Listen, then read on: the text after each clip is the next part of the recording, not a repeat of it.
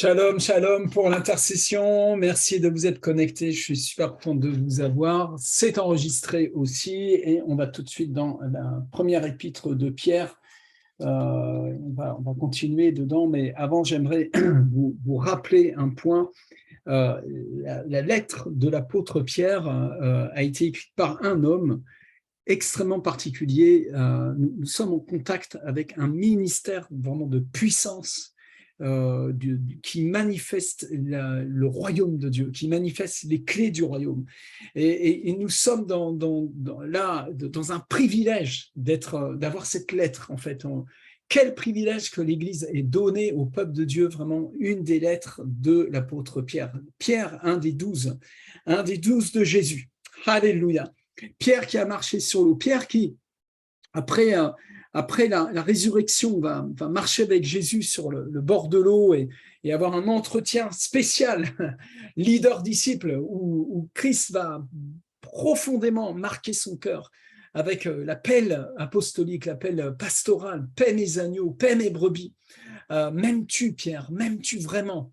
Oh, quelle profondeur que l'apôtre Pierre. Il a été brûlé, vraiment complètement brûlé par l'amour du Père. Il a croisé le regard de Jésus ressuscité. Il a mangé avec le Christ ressuscité. Oh, quelle gloire, quelle onction, quel privilège nous avons donc d'avoir la lettre de l'apôtre Pierre. C'est pourquoi, en tant que chrétiens, nous devons être des étudiants de ce que les apôtres nous ont laissé. Ne vous laissez pas séduire par cette génération de faux prédicateurs et devenez des étudiants de ce que nos apôtres, nos pères, les pères de l'Église ont laissé dans nos mains et pour nos cœurs. Pierre, l'apôtre Pierre qui va être utilisé de façon absolument intransigeante quand il va dire à Ananias, pourquoi Satan a-t-il rempli ton cœur au point que tu mentes au Saint-Esprit? Et Ananias, Saphira, vous le savez, sont tombés raides morts aux pieds de cet apôtre.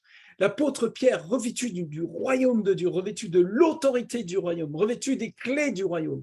C'est extraordinaire. Ce Pierre qui s'est tenu dans la chambre haute et qui a dit, il faut qu'on soit 12.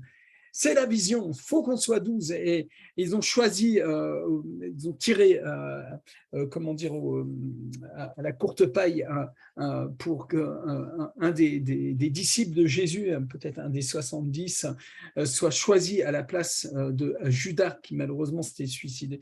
Et quand ils ont été 12, la gloire de Dieu est descendue sur les 120, ce chiffre 120 qui vient nous parler de la multiplication. Et nous sommes au contact de cette gloire, de cette onction. Mon ministère va être de vous mettre en contact, de vous enraciner dans cette gloire, dans cette onction de la résurrection, de la puissance de la résurrection. S'il te plaît, attache-toi fortement à Jésus de Nazareth, attache-toi à Christ, attache-toi aux paroles de Christ et aux enseignements apostoliques. Amen, amen. Pierre qui, avec Jean, va être utilisé de façon extrêmement puissante quand ils vont monter au temple pour aller prier. En tant que juifs, ils montent au temple, mais ils sont remplis de l'onction messianique. Ils montent au temple non pas pour faire de la religion, mais pour amener le royaume aux gens. Et à la porte, à l'entrée, il y avait un mendiant qui était paralysé, qui était handicapé et qui était utilisé pour un gros business. Ah, déjà là, il commençait à devenir des dangers. Des dangers pour le financement de l'époque. Et Pierre va dire, je n'ai ni or ni argent, mais ce que j'ai, oh là là, ce que j'ai, je te le donne. Pierre qui va lever cet homme de sa misère, juste par la puissance de la résurrection, la puissance Saint-Esprit. Cet apôtre-là nous a écrit une lettre. Nous avons besoin de comprendre ce qu'il a écrit. Nous avons besoin de recevoir ce qu'il a écrit, parce qu'il l'a écrit pour nous le donner. Ce que j'ai, je te le donne. Je n'ai ni or ni argent, mais ce que j'ai, je te le donne. Est-ce que tu as reçu ce que l'apôtre Pierre a donné à cet homme? Est-ce que tu as reçu ce que l'apôtre Pierre a donné dans ses lettres? Nous devons l'étudier ensemble, nous devons le recevoir ensemble, nous devons le porter ensemble, nous devons le porter jusqu'aux extrémités de la terre. Si nous avons ce que Pierre avait, alors nous avons le ciel, nous avons l'autorité, nous avons le royaume. Amen, le royaume de Dieu. Amen. Pierre, cet homme qui a été utilisé pour être une sentinelle à l'égard des ministères de miséricorde. Et nous voyons dans Actes, attends, je vais essayer de retrouver ce passage. Voilà, Acte 9, 38, nous avons Lydie qui était Lydie, qui était une femme qui servait, je vais ouvrir le texte. Ouvrez dans Actes au chapitre 9. Actes chapitre 9, il descendit, verset 32, il descendit aussi vers ceux qui demeuraient à Lyde. Non, je suis en train de m'en mêler les crayons. Si, c'est ça, il y a Dorcas, c'est ça. C'est Dorcas en fait. Et, voilà. Donc, excusez-moi, je n'ai pas relu avant, j'ai fonctionné sur ma mémoire comme ça. Pierre lui dit, ok, verset 32. Comme Pierre visitait tous les saints, il descendit vers ceux qui demeuraient à Lyde. Il y trouva un homme nommé Aîné, couché sur un lit depuis 8 ans et paralytique. Ça me rappelle cette femme qui était paralysée depuis 8 ans dans un fauteuil roulant, une musulmane au Pakistan, et qui a été délivrée par la puissance Saint-Esprit pendant la prédication lors de la croisade à ciel ouvert à Lahore.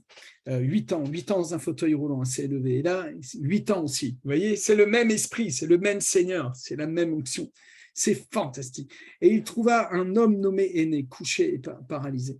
Pierre lui dit, Aîné, lève-toi et arrange ton lit. Voilà, au nom de Jésus-Christ. Aîné, Jésus-Christ te guérit. Lève-toi, arrange ton lit. Waouh, lève-toi. Alléluia. Pierre, il est dans la gloire de Dieu, dans l'onction. Il est dans ce qu'il partage dans la première épître de Pierre. Tu vois, il est dedans, il est là. Jésus-Christ te guérit. Allez, lève-toi. C'est bon, c'est fini. 8 ans de prison, c'est fini. Sors de cette prison. Waouh! Et c'est ce même homme, Pierre. Il y avait à Joppé parmi les disciples une femme nommée Tabitha, ce qui signifie Dorcas. Elle faisait beaucoup de bonnes œuvres et d'aumônes. Elle tomba malade en ce temps-là et mourut. Oh, chacun, une femme qui s'occupait des veuves et des orphelins, qui faisait qui était dans le ministère de charité. Ministère de charité, quelqu'un qui n'est pas très charismatique au premier abord, pas très doctorat au premier abord, mais dans un élan d'amour et une action de grâce, une action de miséricorde, une action de charité, d'amour. Et cette femme-là va mourir. Et l'apôtre Pierre va être utilisé, c'est cet apôtre-là qui va être utilisé pour ressusciter cette femme. Dites avec moi, résurrection des morts. Résurrection des morts. Jésus ressuscite les morts. Il est le même hier, aujourd'hui, éternellement. Alléluia. Quand tu as accepté Christ comme sauveur et Seigneur, tu as été ressuscité d'entre les morts déjà, de toute manière. Mais là, c'est carrément le corps physique de cette femme qui a été ressuscité. Pierre se leva et partit avec ses hommes. Lorsqu'il fut arrivé, on le conduisit dans la chambre haute. Toutes les veuves l'entourèrent en pleurant. Ils lui montèrent les tuniques et les vêtements que faisait Dorcas pendant qu'elle était avec elle. Pierre fit sortir tout le monde, se mit à genoux et pria, puis se tournant vers le corps, il dit, Tabitha, lève-toi. Oh mon Dieu, elle ouvrit les yeux. Et ayant vu Pierre, elle s'assit. Il lui donna la main et la fit lever.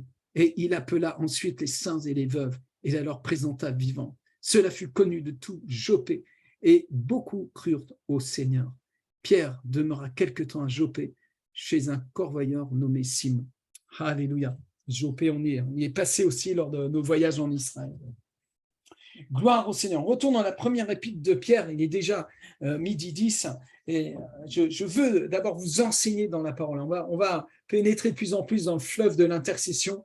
Je vais me laisser conduire encore par le Saint-Esprit. Je veux t'enseigner, je veux ramener ton cœur à Jésus. Il y a plusieurs d'entre vous, vous avez besoin même de vous convertir littéralement, de revenir au Seigneur de tout votre cœur. Et nous sommes toujours dans la première épître de Pierre et nous continuons. Et là, cet apôtre-là, il nous dit, c'est là ce qui fait votre joie, quoique maintenant, puisqu'il le faut, vous soyez attristés pour un peu de temps. Première épître de Pierre, verset 6. Afin que l'épreuve de votre foi, plus précieuse que l'or, périssable, ce qui cependant est éprouvé par le feu. Vous voyez comment l'apôtre Pierre place l'or bien au-dessous de la foi. Amen. C'est vraiment quelque chose qui est dans le dialecte même de l'apôtre Pierre. Pierre est en guerre contre Mammon, en réalité. En fait, même pas, il n'est même pas en guerre. Il domine, il règne. Il a brisé la colonne vertébrale de Mammon. Il a brisé l'épine dorsale de cette puissance de ténèbres. Alléluia. Il dit que ta foi est bien plus précieuse que de l'or. Amen. Qui cependant lui-même est purifié par le feu. Donc il nous fait un rapport par rapport à la foi. Notre foi est tellement précieuse qu'elle est purifiée par le feu. Comment cette foi a été purifiée? Comment? Par tes petites épreuves. Oh, allez, on va te faire plaisir un petit peu. Allez, tes petites épreuves, elles ont purifié ta foi. Mais je vais te dire non. Je vais te dire non, parce que cette foi-là ne vient pas de toi. Cette foi, elle vient de Jésus-Christ de Nazareth. Par le feu de la croix, elle a été purifiée. Par les 7 versements du sang. Jésus a versé 7 fois son sang pour toi. Pour que la foi qui est en toi soit pure, épurée, une foi pure. Comprends cela. Comprends ça. Tu ne vas pas fabriquer la foi. Tu ne vas pas produire la foi. Ce n'est pas toi qui vas produire la foi. La foi est un fruit de l'Esprit de Dieu. Et l'Esprit Saint était avec Christ à la croix. C'est par l'Esprit éternel que Jésus a été offert en sacrifice à la croix. Le Père, le Fils et le Saint-Esprit, la Trinité est à la croix, offert et donné comme un agneau, ce bouc émissaire qui va recevoir, prendre toutes les maladies, toutes les malédictions, tout le péché de tout l'univers. Il va l'engloutir en lui par sa mort et nous justifier par sa résurrection, en nous libérant de la condamnation du péché. Vous avez reçu non pas une foi humaine, vous avez reçu la foi de celui qui est mort sur la croix. Vous avez reçu la foi de celui qui a imposé les mains à Pierre et lui a dit, va maintenant chasser les démons. Vous avez reçu la foi de Jésus de Nazareth. Vous avez la foi du Maître. Vous avez reçu une foi de l'Esprit, une foi qui vient du ciel. Ça ne vient pas de toi. Ça vient de ce que tu as entendu. La foi vient de ce que l'on entend et ce que l'on entend vient de la parole de Christ. Vous comprenez? Nous ne pouvons pas prier charnellement. Oh, Seigneur, non, nous devons prier la prière de l'Esprit. Nous devons l'intercession de l'Esprit. Nous allons au trône de la grâce pour soupirer avec l'Esprit. Ce sont des prières que nous ne pouvons pas exprimer. C'est ineffable. Ce sont des soupirs inexprimables. Regardez ce que disent les Écritures. Regardez ce que Pierre dit dans sa lettre. Ouvre le mouchoir de Pierre. Là, on n'est pas dans le mouchoir de Paul, on est dans le mouchoir de Pierre. Alléluia, on est dans son intimité. Ce qui vient de la bouche d'un homme vient de l'abondance de son cœur. Ce qui vient dans une lettre d'un homme, ça vient de l'abondance de son cœur. Alléluia. Et l'apôtre Pierre nous a écrit de l'abondance de son cœur. Et il nous dit cela. Il nous dit que cette foi est bien plus précieuse que l'or. Amen. Et cette foi purifiée aura pour résultat la louange, la gloire et l'honneur. C'est-à-dire qu'en fait, la foi est un produit céleste qui te purifie, qui t'emmène dans la pureté.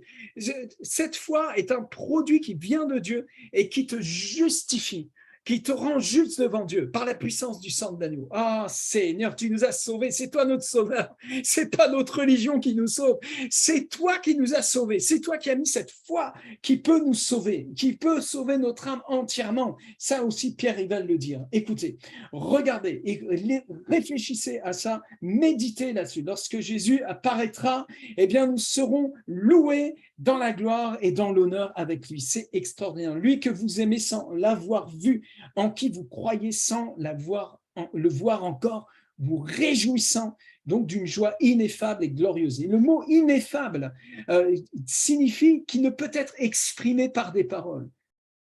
Allô? C'est une joie qui ne peut être exprimée par des paroles. C'est-à-dire que dans le mot ineffable, il y a une réalité qu'on ne peut pas exprimer avec des mots.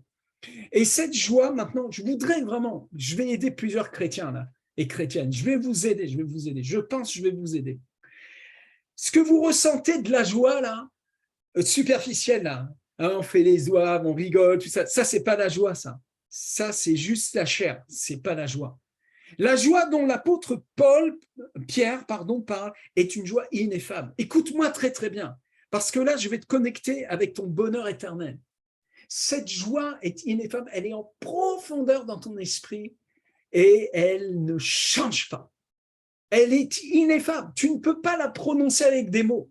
Elle est au fond de toi et si tu commences à te connecter avec, tu réalises à quel point c'est une joie éternelle. C'est une joie pure, sans tache, sans ride, ni rien semblable. C'est l'épouse. C'est cette foi-là, cette joie surnaturelle. ce royaume en toi qui t'a sauvé pour l'éternité. Est-ce que tu comprends cela?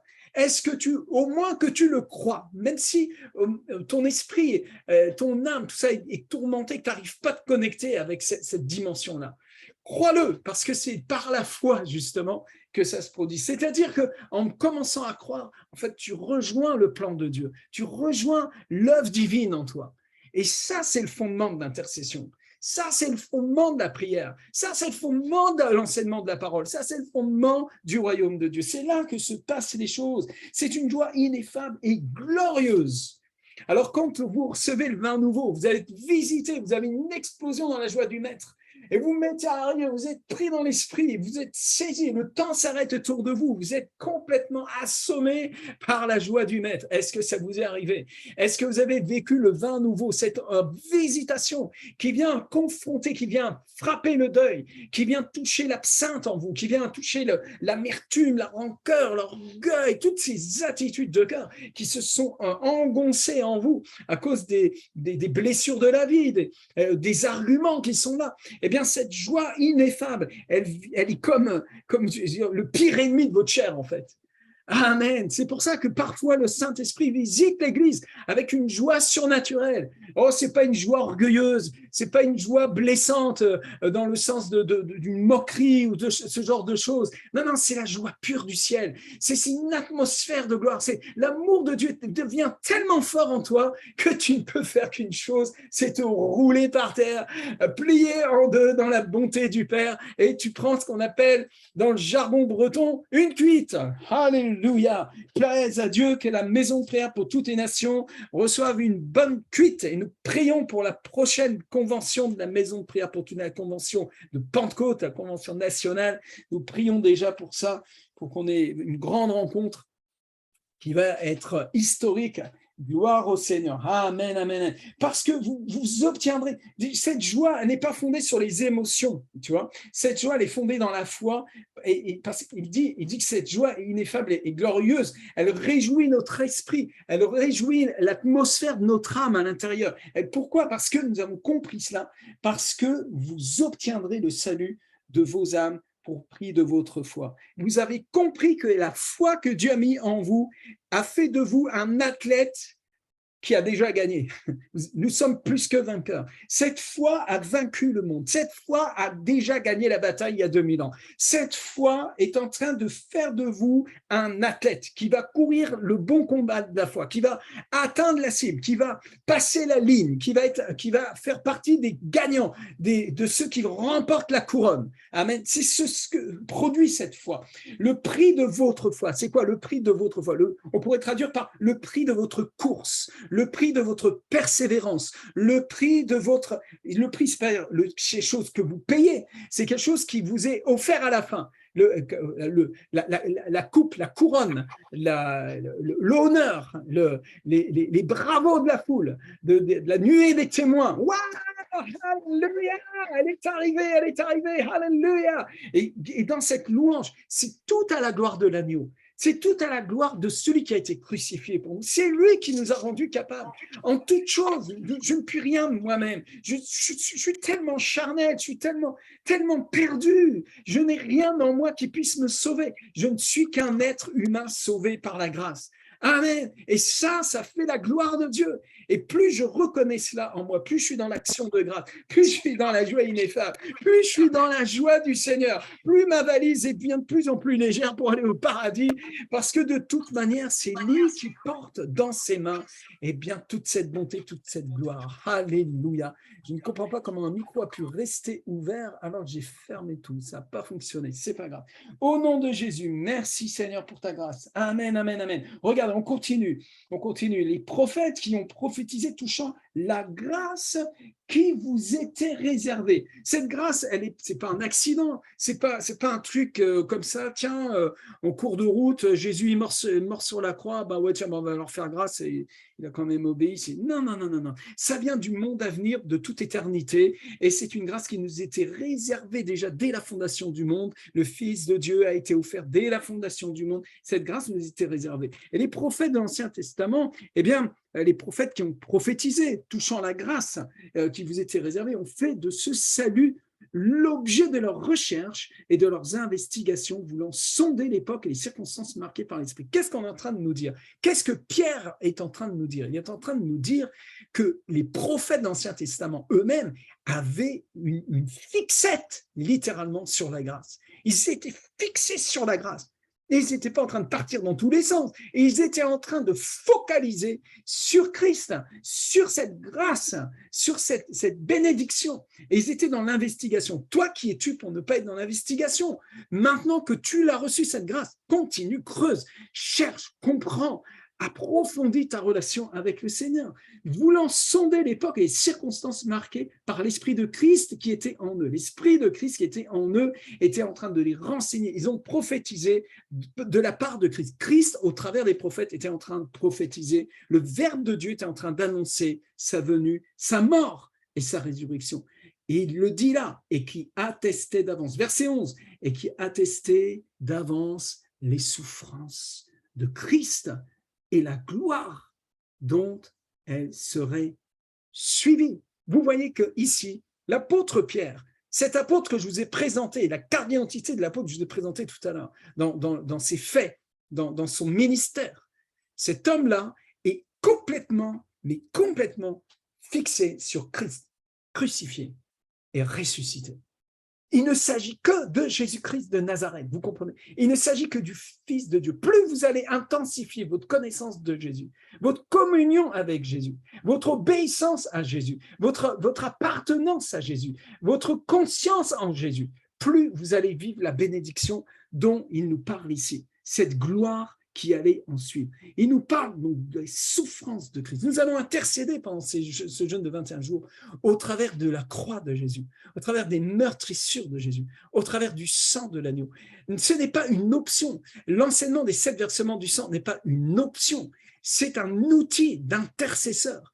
C'est une puissance que Dieu a libérée dans l'Église.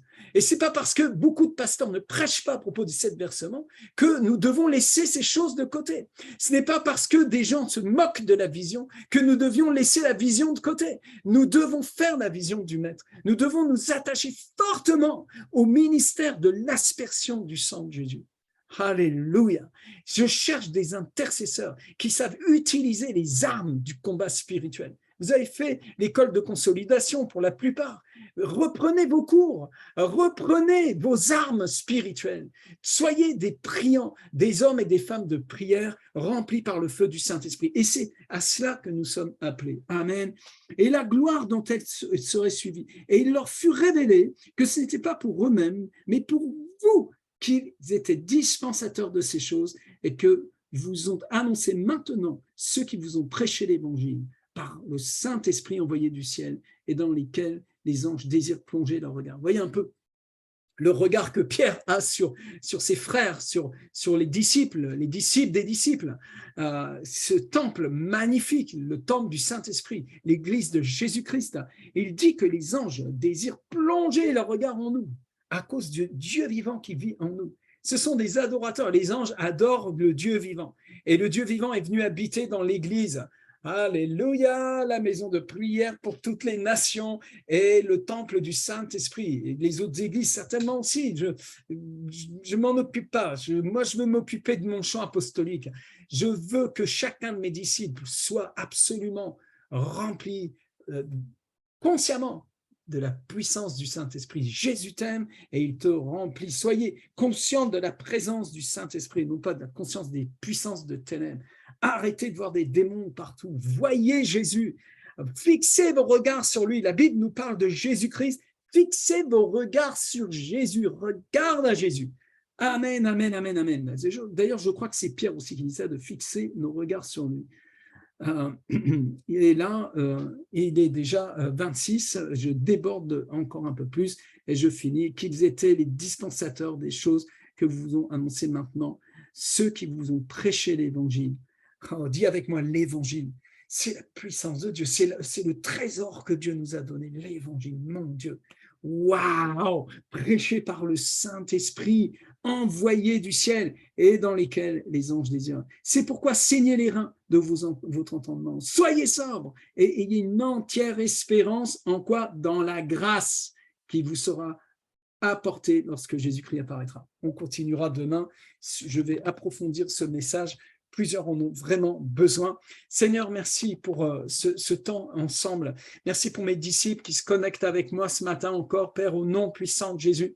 Merci pour ceux qui vont écouter cet enregistrement. Bénis-les abondamment, Seigneur. Père, nous te prions pour tous les fardeaux qui sont représentés par chacune des personnes. Nous avons tous des fardeaux, tous des demandes, Seigneur, tous des requêtes, tous des besoins, Seigneur, des besoins au niveau du travail, au niveau des finances, au niveau de la famille, dans nos relations, dans les ministères, tous les projets, toutes les défis que nous avons, Seigneur, chacun d'entre nous, que ce soit des défis émotionnels en nous ou des défis sur le terrain, dans le travail, Seigneur, je remets toutes choses entre tes mains, je dépose tout ça à tes pieds, Seigneur, et je te dis que nous voulons être des adorateurs, nous voulons te rendre la gloire, nous savons que nous ne vivons pas pour ce monde, nous vivons pour le monde à venir, nous avons reçu la puissance du monde à venir, Père, nous voulons te louer, t'adorer, te glorifier, embrase nos cœurs encore. Réveille en nous, Seigneur, cette conscience de la joie ineffable. Connecte-les avec la joie ineffable, Seigneur. Révèle cette joie en eux et que cette attitude négative, l'attitude dépressive, de tourner, cette attitude, quitte complètement maintenant tes enfants parce que c'est un péché. Ta parole déclare, réjouissez-vous dans le Seigneur. Je le répète, réjouissez-vous. Réjouissez-vous dans le Seigneur. Poussez un grand soupir en Dieu et réjouissez-vous. Soyez dans l'action de grâce. Repassons les bontés de Dieu devant nous, à commencer par l'incroyable, extraordinaire œuvre de Jésus à la croix. Que Dieu vous bénisse. Merci à vous. Bon week-end à chacun. Que la paix du Seigneur soit avec vous, l'amour de Dieu, la grâce du Seigneur Jésus et la communion du Saint-Esprit. Amen et Amen. Shalom.